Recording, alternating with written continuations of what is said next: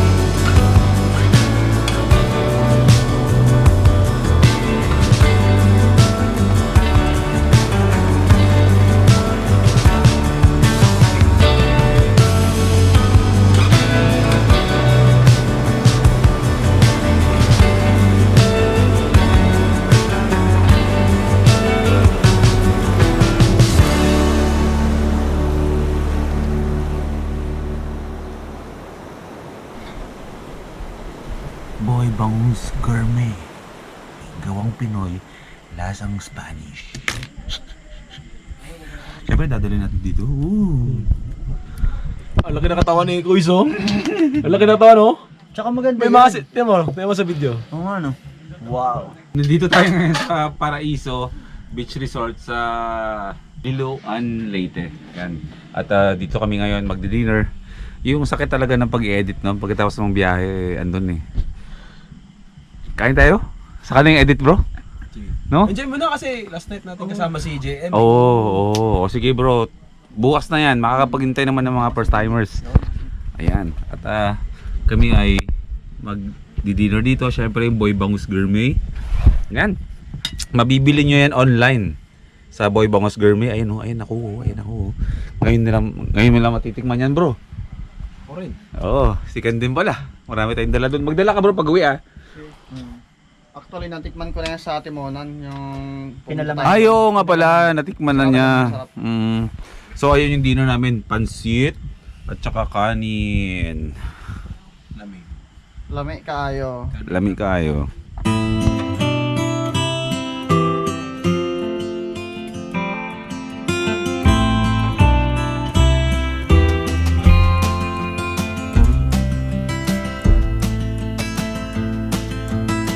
Kinawawa ni MotoGP. Ito mga ay.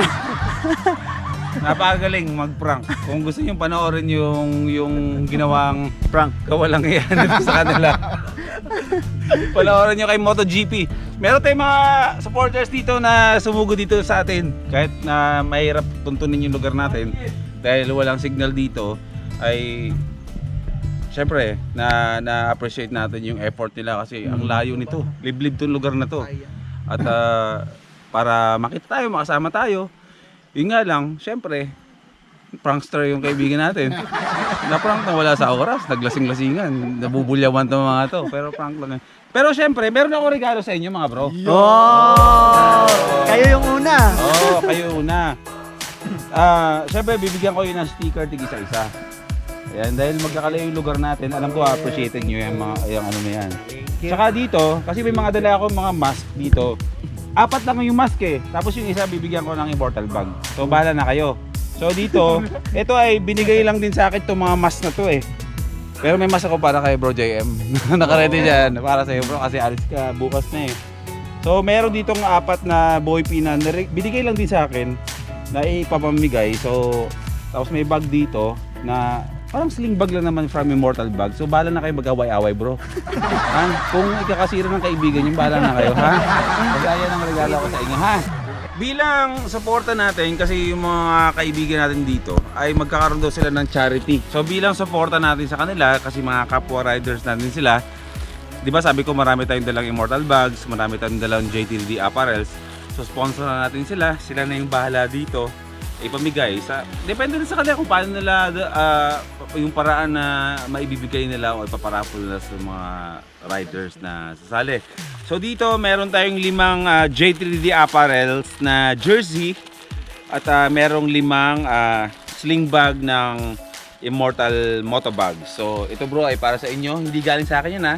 Galing yan sa kanila para suporta sa gusto sa gagawin yung charity event. Maraming salamat Immortal Motobags at syempre J3D Apparel. Yeah! Huwag kang maganyan, iniwan mo yung J3D. Red Horse Beer! Ito ang tama!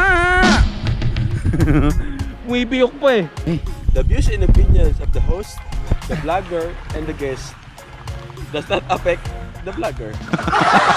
Tama lang yung desisyon namin na dumaan muna dito, hindi muna kami dumiretso ng tawag dito. Hindi muna tayo dumiretso ng Mindanao, tumawid. Tama lang na may bonding moment tayo ngayong gabi pahinga. Kasi sa totoo lang, parang alam niyo yung katawan namin na hindi mo masasabing pagod eh. Gusto mong ihiga, parang lahat kami naghahanap ng masahe. Ako, masahe. Hindi ko alam dito sa kasama ko. Masahe. Hindi ko kailangan naman ganyan. May upload lang ako. Masaya na ako doon. Ba't ka naliligo ng alas 2 ng madaling araw? Para fresh. Matulog. Diba? Nagpapabango ka ng Lacoste? Alas 2 ng madaling araw. Kasi naman yung sarili ko. Ganun yun. Talaga ba? Ang tawag dun bro, self-love. Self-love. Oo, Self-love. Kasi bago ka magbigay ng pagmamahal sa ibang tao, kailangan mo mahal yung sarili. Huwag kami, Ken. Seryoso ako bro. Oo, pero Yung pa yung nagbigay ng payo sa'yo, no? yun. Di ba di ba nagkakilala kayo 10 years? Ngayon? So sa akin, self-love. Ang tawag naman kaila sa Dick, all by myself. Ano yan bro? All by myself? All by myself. Tapos yung ano, dito, pa. Pinali. Pinali. Bakit? Nanginginig? Oo. Ah. Pagkatapos nun, ending na. Ending na. Upload ba yan? Oh, hindi ko talaga puputulin to. Ha? May tama ka lang pero hindi ko puputulin to. Marami na akong pinutol na vlog sa'yo ha. Ito, hindi ko papalagpasin to. Chill-chill lang kami dito mga first timers. Bukas, pabiyahe na tayo. Pero hindi bro. Huh? Nasa Dick, Hmm. all by myself.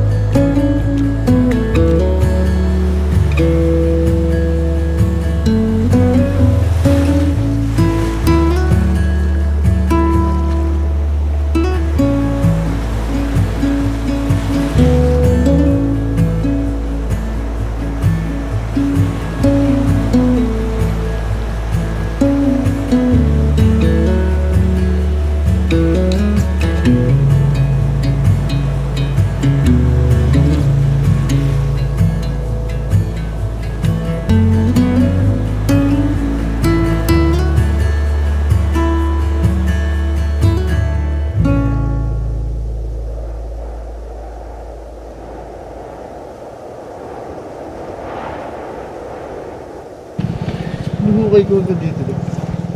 Wala pa. Hindi na kayo kalis.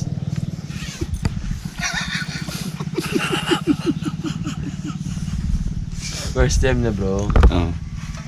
Matuyuan.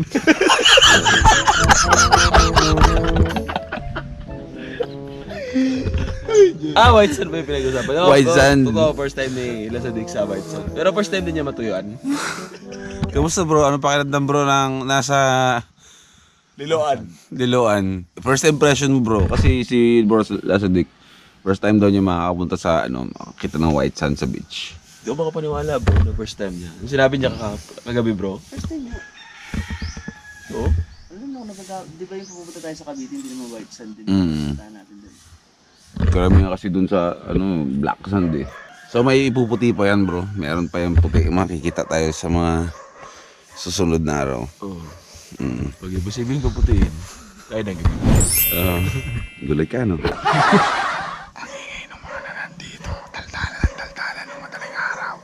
Ganon. Oh, at saka na naginip ako. Kakaiba. Sarap na tulog ko. Wala akong panaginip eh. Nanaginip siya. Ano panaginip mo? Akin lang yun. Si Motodeck. Nanaginip siya ka Motodeck. Oh yeah. Motodeck.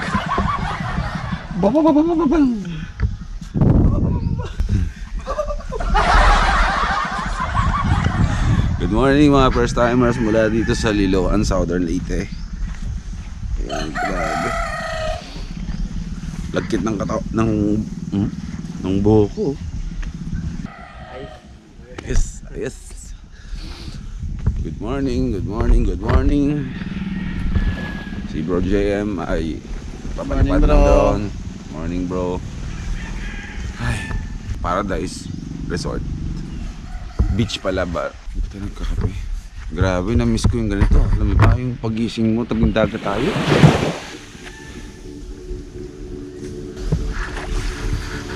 Pasarap yung tulog ko. Ang sarap ng tulog ko.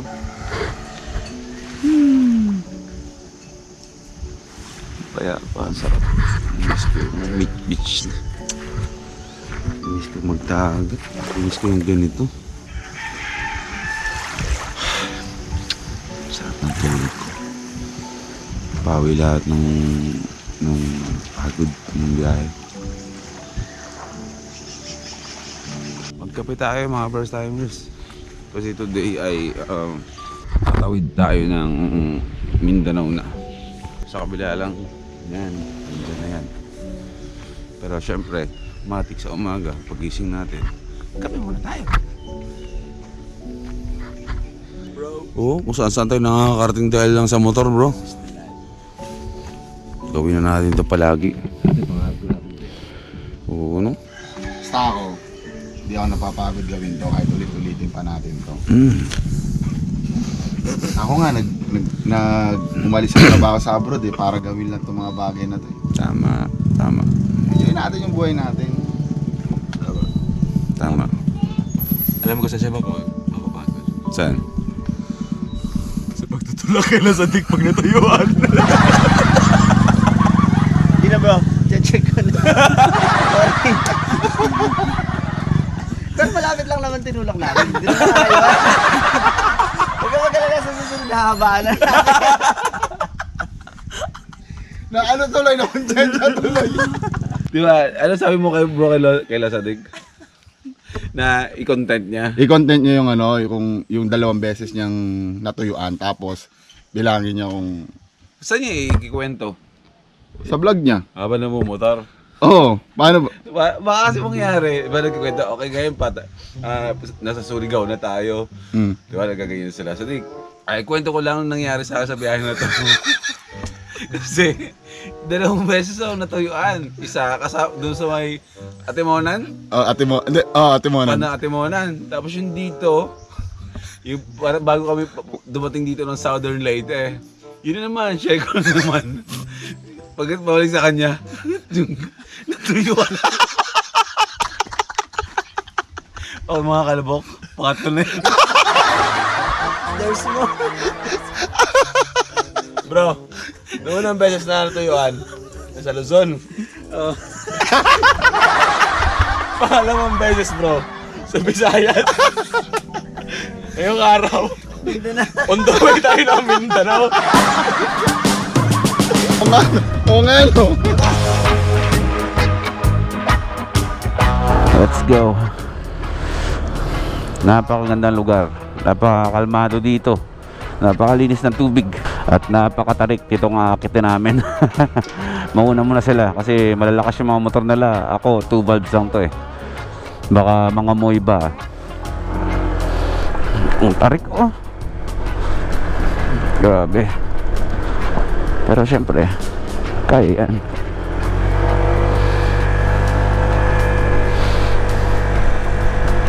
Dito lang kami kagabi umaakyat para tumawag, may signal kasi sa baba wala talaga.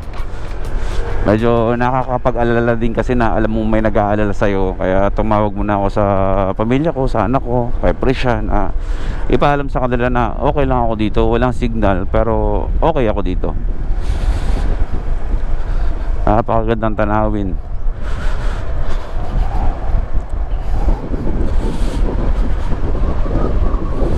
Sarap no?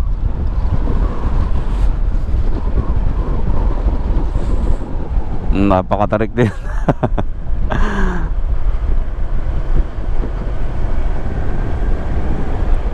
Ayan, nakababa na tayo ng bundok. Liloan Steel Bridge. Ganda. Ayun, ayun na pala yung Matnog Port. Ayun na. Diyan na yan mismo. Nice. Malapit lang. Kaya hindi rin ako nag-jacket muna. At malapit lang din naman kasi talaga.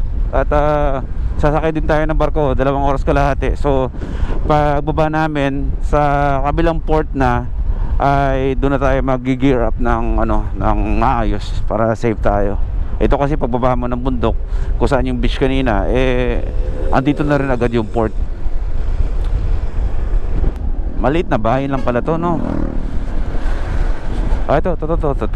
Gas up muna tayo. Papa full tank tayo. Kasi syempre mahirap magkagulatan. Hindi natin kabisado yung daan. Hindi natin alam kung saan yung may gasoline station. Kaya dapat every time na tatawid tayo o babiyahe tayo ng mahaba, full tank tayo. Oh, ayan. Ito, sticker ha. May mga humahabol dito sa atin. Full tank, sir? Opo, full tank po.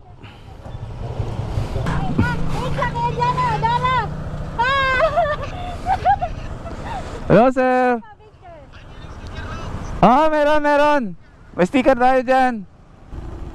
Ayan. Thank you. Hindi, bababa pa kami ng ng Mindanao. Ito pa oh. O, dali mo na tong dalawa pa. Oh, salamat ah. Bye-bye. Pasok na tayo sa port. Siyempre, tulad ng dati ay kailangan nating ibigay yung mga requirements. Ay, oo nga pala bro. Ingat kayo ha. Enjoy. Whew. Ingat ka bro. Bro, maraming salamat bro ha.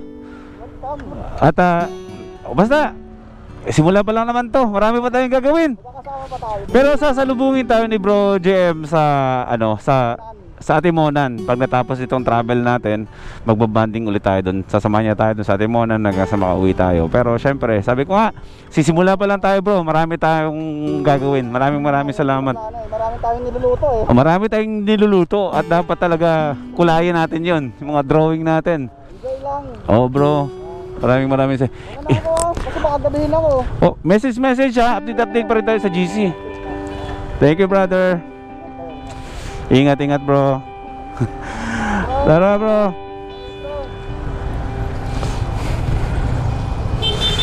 Bye bro. Bye bye. Nakakalungkot din ah. Whew. 4 na lang kami. Siyempre, ang bilis mo magmotor. Nandito ka naman. Hindi tayo makakasakay dito. Lilipat tayo ng mga first timers ng sasakyan ng ng pier. Pupunta tayo ng San Ricardo. Oh bro, ano pangalan mo bro? Pangalan mo? Ton. Ton. Nice meeting you, Ton. Pagpunta namin doon, wala na.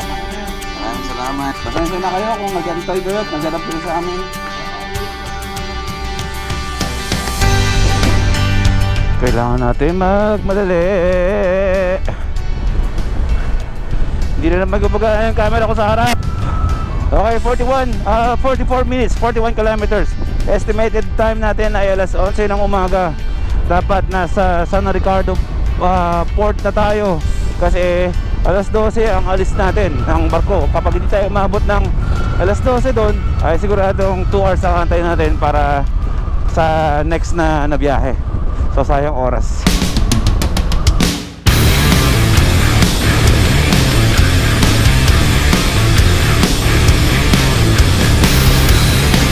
Bakbak na naman tayo.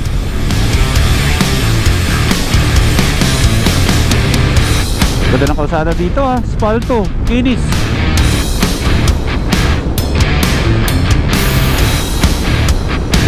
Sobrang kapit na kapit yung gulong to.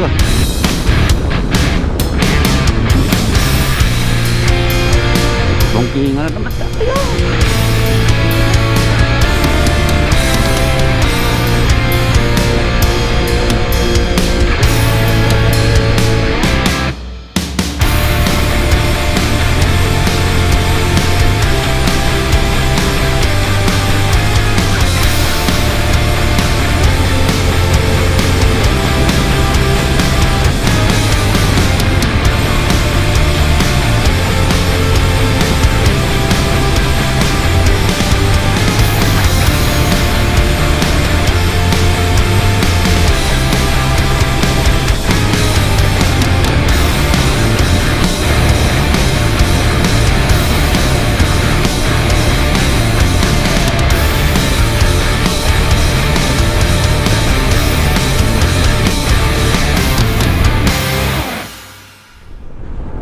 San Ricardo Port na tayo. Malamang nandun na sila Ken at si MotoGP. Okay din yun na mauna sila dun. Kasi kung mag-ahabol kami ng ticket, makakakuha agad at makakasakay tayo agad ng alas 12 ng tanghali. Dito sa aking Google Map ay nakikita ko na yung ending point natin, San Ricardo Port. Ayan na yung pin, nakikita ko na. It means malapit na tayo. Diyos ko, bakbak na bakbak.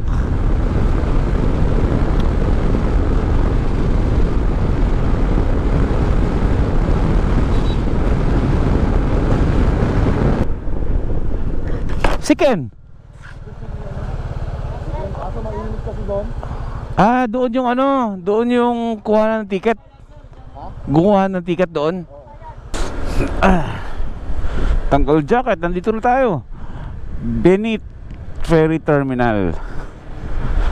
Ito na yung gateway to Mindanao region. Nakakuha na si Ken ng nakakuha na si Ken ng ticket namin. Saan ba yung papasok? Ito?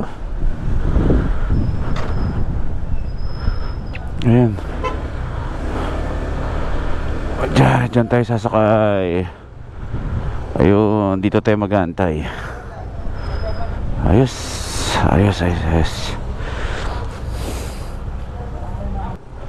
Maria Olivia.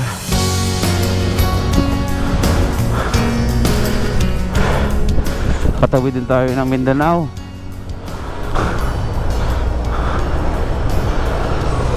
Apa sir? Okay, sulok. Pagkita sir? Ayos. Okay. Pagilid. Okay. Yun. Parking kotse.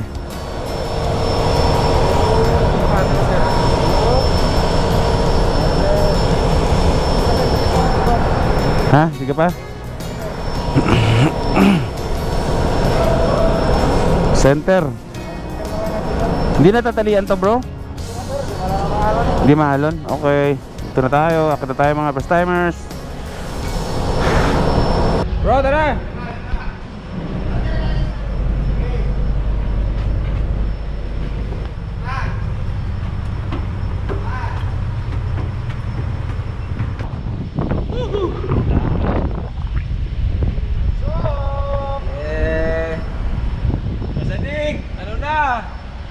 araw na! Visayas! Bye-bye, Visayas! Whew. Doon tayo sa mahangin na area, bro.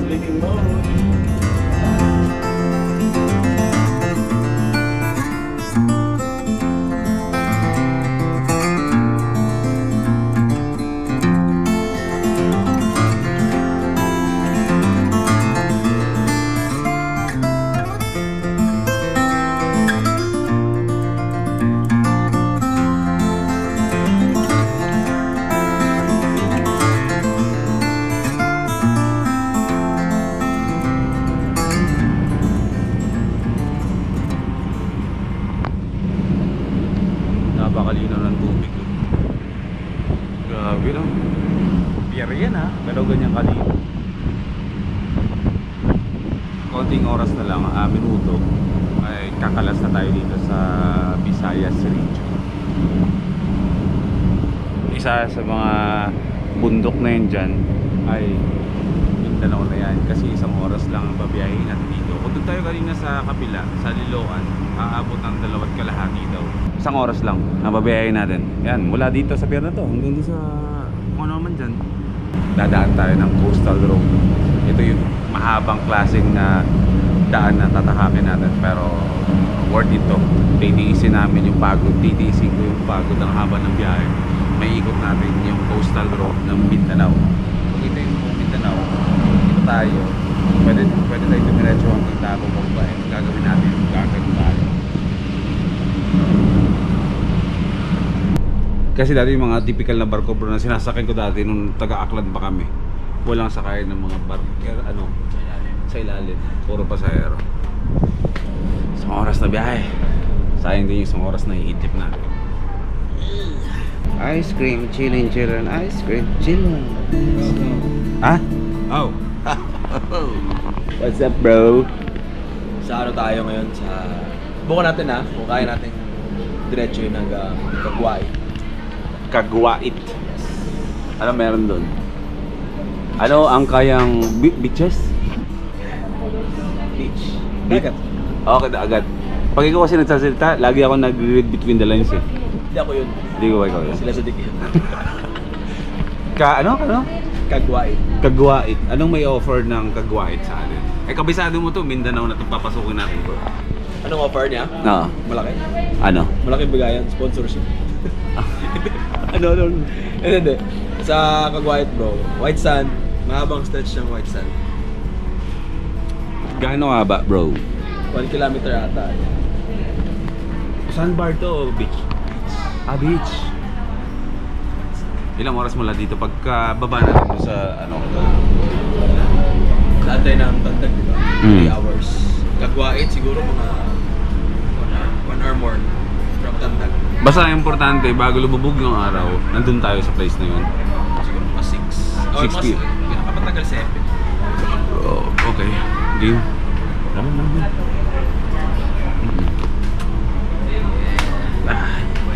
White Sand Gaming, let's go! Tutulog muna ako, no? Pagising ko, nasa kabila na tayo, nasa Mindanao na tayo. Sayang isang oras. Sayang 1 hours. 1 hours. Power nap.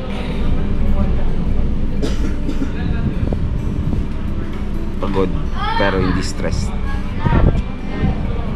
Pagod, pero masaya. Welcome back to Mindanao for first time.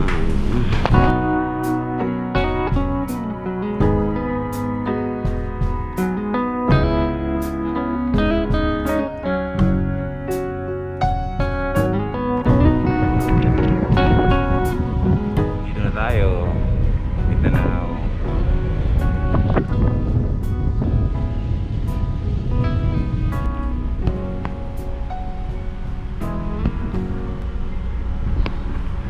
Tulog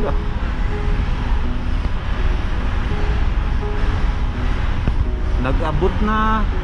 Nag-abot na ta. Nag-abot na ta. Nasa Mindanao na tayo, mga abot tayo guys. Nasa ano na tayo, nasa port na. Mindanao bro.